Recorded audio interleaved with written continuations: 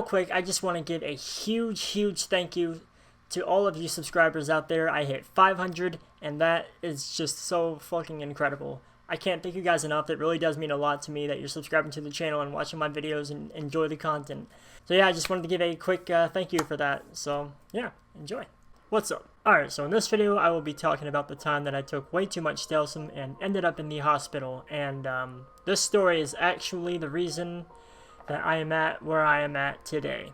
But before we get into that, let me start off by saying that I am a recovering addict. I've got 6 months of sobriety, and YouTube has been an outlet that has helped to keep me clean and sober. Also, I will be doing other people's trip reports very soon, so if you would like to send in your own trip report, you can do so by DMing me on Discord or emailing me. All that information will be down in the description below. So with all that being said, here is what happened.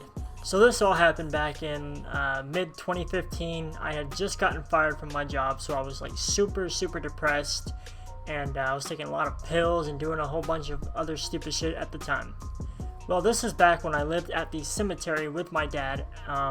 So some nights I used to go down to the office at the cemetery, and I would set up my TV, my Xbox, and I would just play games all night because they had Wi-Fi there, and we did not have Wi-Fi over at the trailer. For those of you who do not know, I used to live literally at a cemetery. Like, our trailer was just off the cemetery grounds, but there was a dirt road that went right to it, and the office was right in the middle of it, pretty much. So it was nice and quiet. I could be as loud as I wanted to be, get as fucked up as I wanted to get. And even though just outside the doors was a huge graveyard, pretty much, which, you know, usually wasn't too creepy. I have had some pretty creepy experiences before, but I'll get into that another time.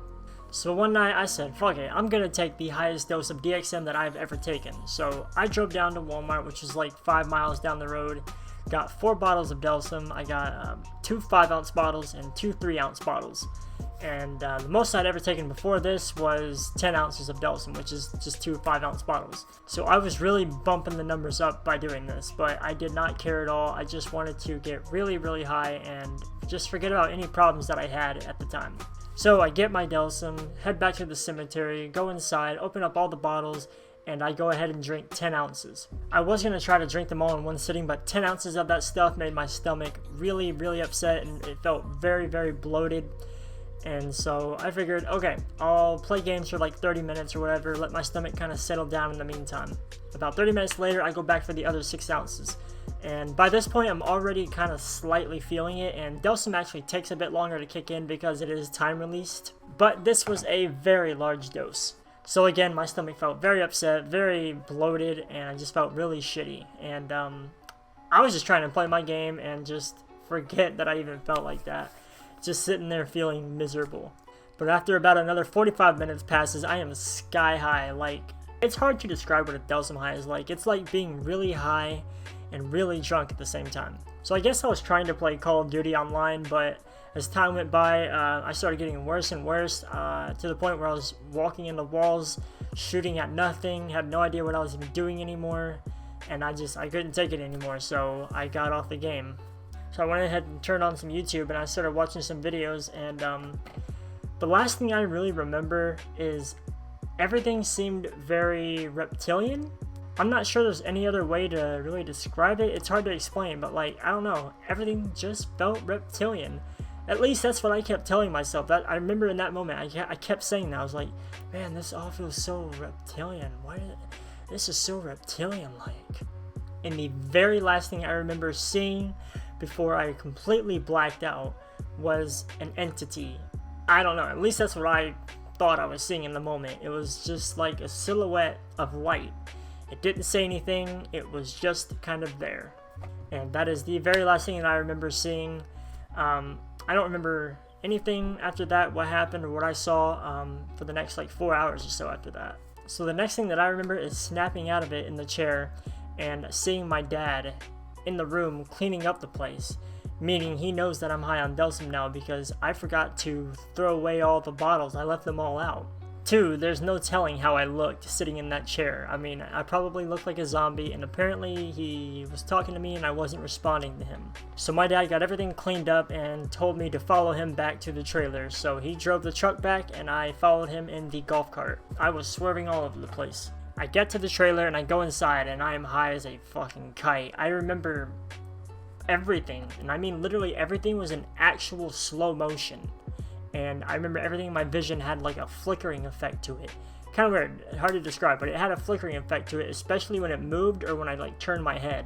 And I remember I'm sitting on the bed and my dad's friend was there, and I'm telling him, I'm like, yo, this is so crazy, like moving back and forth. I'm like, this is so crazy. I'm so high, this is so crazy. And this dude and I never got along, and he knew I did drugs, and this dude was a piece of shit. And I say my dad's friend, and you think, you know, dad's friend who's some older dude, probably matured. No, 33 years old, acted like he was about 16 years old, and more immature than me. Anyway, so I'm going on and on about how high I am, and next thing I remember is our family friend shows up, and she's there, and I have absolutely no idea why. But we're chatting, and I remember her say, all right, you ready? And I was like, yeah, sure, where are we going? And she's like, the hospital. You remember I just said that? And I was immediately like, nope, fuck that. I'm not going. I'm fine. I don't need to go to the hospital. Fuck that. Nope. I'm fine. And I kept refusing it, but they eventually talked me into it. I don't know how. Probably because I was kind of forced to do it. Whatever. And so I went to the hospital, and next thing I remember is I'm laying in this hospital bed, no idea what to expect. I'm just high as a kite the entire time, just laying there. And the next thing that I remember is that I had to pee really, really, really bad. So they let me go to the bathroom, and I sat in there for like 2.5 hours at least. I might have been in there for 3, I don't remember. I was in there for a very, very long time though, and I just could not go. So their solution to that was a catheter. A catheter, by the way, is where they put a tube up your dick. So you can imagine I was freaking out, begging them to let me try again. I mean, just panicking. And so they did let me try again, and after being in there another 20-30 minutes, no luck, they were like, alright, we're just gonna have to do this. So I remember laying in the hospital bed, kind of freaking out. My friend's mom and my dad and my mom and I think someone else was there, I don't remember who, but they're all just standing there in the room while I'm about to get a tube put up my dick. I will absolutely never forget the look on everybody's face when they did it, because everybody was like cringing so hard. They were like freaking out in their own skin. It was so funny. But I mean, at the same time, I'm screaming at this point. Like, I was fucking screaming, and so yeah, I panicked. I was freaking out. And so that stayed in there for a little bit, and they come back in later and pull it out so I can piss finally. And while that was very relieving to get that piss out, I was very traumatized after that. For life. I'm still shook about it to this day. So what do they do next? They put it back in, of course. And they leave it in there for about 3 weeks. And again, I freaked out, screamed, but yeah. After that, after a little bit, they took me out of the hospital bed, put me in a wheelchair, and they took me outside. Now, I thought I was leaving, going home. No, they took me to a suicide watch. And my friend's mom was there, and I just refused. Not a chance. I was not going to do it. I was not suicidal, and I guess they just kind of assumed that because I drank a whole bunch of cough syrup, and I was pretty depressed at the time. But I wasn't suicide. It was just me trying to get really high and escape for a little bit. And maybe it looked like I did just try to kill myself. I mean, I was shooken with fear. It looked like I had just seen the light. And I remember sitting there, like, looking like this the whole time. Like, genuinely freaked out. But that is only because they put a tube up my dick. Twice. So yeah, I was traumatized. But after some paperwork and talking, I got out of that situation because they weren't gonna originally let me leave. But if they didn't, I was going to get out of there somehow. I would have ran away if I had to, with the tube and everything. So then I find out I'm not going home. I'm going to go live with my mom and my stepdad 5 hours away in a completely different town. This was an attempt to get my act together and help me get clean, because rehab did not work before. So I go to live with my mom and stepdad here in the town that I'm living in now. I'm still living here, still trying to get my shit together. And it was going well for a while. After I got my catheter out, I started eating healthy. I even started working out a few times a week with a personal trainer, and it was great. I was getting really healthy and I was staying clean, but damn it, The last drug I was ever hooked on was introduced to me, Adderall. Before Adderall, my drug of choice was OTCs and anything that made me feel really relaxed and just chilled out. But after Adderall, I loved that feeling. I loved feeling incredibly focused. I wanted to talk to anybody and everybody. And I have Asperger's, so talking to people was really difficult for me, even with my own family. So when I took Adderall, it just completely went away, vanished. It was like it doesn't even exist. So you can imagine how I would have easily have gotten addicted to it. I found everything to be extremely interesting, and I was a madman at video games. Adderall got me to the #2 spot in the world on NHL Online. But over time, I wanted more and more and more of it, and I was taking it just about any time I could ever get it. So yeah, I loved Addy a lot. And you know, it's basically meth, but just in a pill. So yeah, I was doing Addy a lot until just a little over 6 months ago.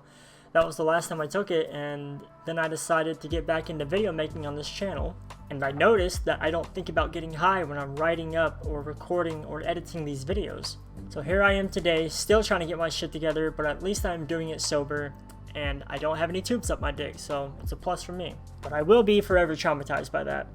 Promise you that. So that's my story, and that is why I am at where I am at today. And if I'm being honest, it's a good thing that it happened. You know, I'm a person who believes everything happens the way that it should. And if I wasn't where I'm at now, I could be dead or in prison for all I know. So, but that's my story. So thank you guys so much for allowing me to share it with you. And if you enjoyed the story and want to hear more of these kinds of stories, please leave a like and subscribe to the channel. It means a lot to me, and I hope to keep releasing content. Sorry I've been absent for the past couple weeks. I will keep trying to be somewhat consistent, at least trying to get a video out a week if I can. But anyways, thank you guys so much again for watching. Thank you so much for 500 subscribers, by the way. That means so much to me, and yeah, I will see you in the next one. Peace.